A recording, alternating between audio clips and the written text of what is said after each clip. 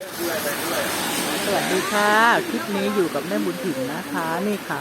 พายุถล่มกกอกนะคะ ตอนนี้พายุถล่มกกอกมากเลยนะคะ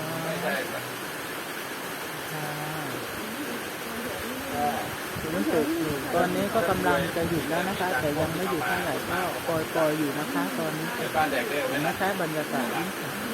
ที่หน้าบ้านลุงนะคะก็เลยหาดีๆพี่เอกฝนตกอยู่นะคะ ตอนนี้อยากเข้าไปแล้วไม่เป็นไรค่ะ เข้าไปเลยตอนนี้นะคะฝนก็ตกอยู่ยังไม่ดีนะคะก็บรรยากาศหน้าบ้านลุงนะคะถ่ายในรถไม่รู้ยังไงมันตาลายอยู่ไม่เอานะคะฝนยังไม่หยุดเลยนะคะ แต่ว่าตอนที่แรกก็หนักกว่านี้นะคะ แต่ตอนนี้เริ่มน้อยแล้วนะคะฝนตอนนี้นะคะบรรยากาศตอนนี้ดีมากเลยนะคะฝนก็เพิ่งมาจากบ้านสายบุญนะคะเกือบจะมาไม่ได้เพราะว่าฝนตกหนักมากเลยนะคะทางนี้นี่ผมก็มีเลนวายเหมือนกันนะคะวัดผมก็มีเลนวายเหมือนกันเลนวายผมโอเคนะคะเนี่ยค่ะบรรยากาศดีมากเลยนะคะบ้านเลยฟ้าเขาร้องเลยนะคะฟ้าเขาร้องแบบนี้นะคะเริ่มเห็นภูเขาแล้วนะคะ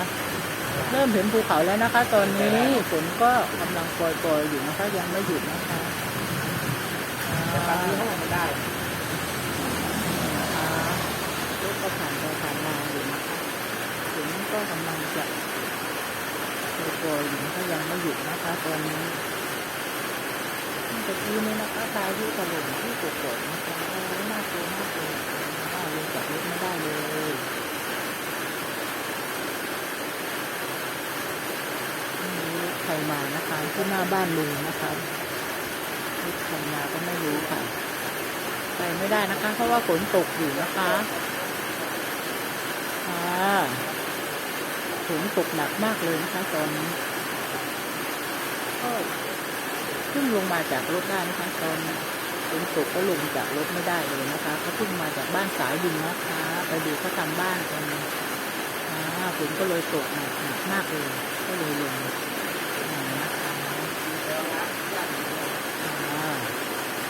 ยังไม่หยุดนะคะฝนยังไม่หยุดแต่ก็ไม่แรงนะคะบรรยากาศตอนฝนตกอยู่นะคะตอนนี้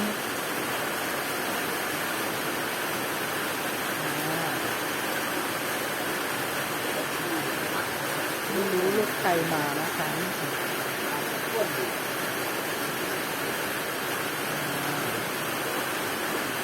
บรรยากาศนะคะ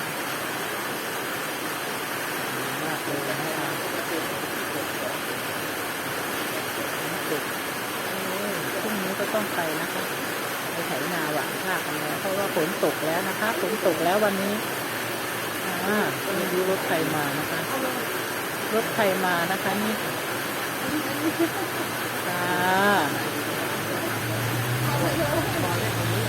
ฝนตกนะคะ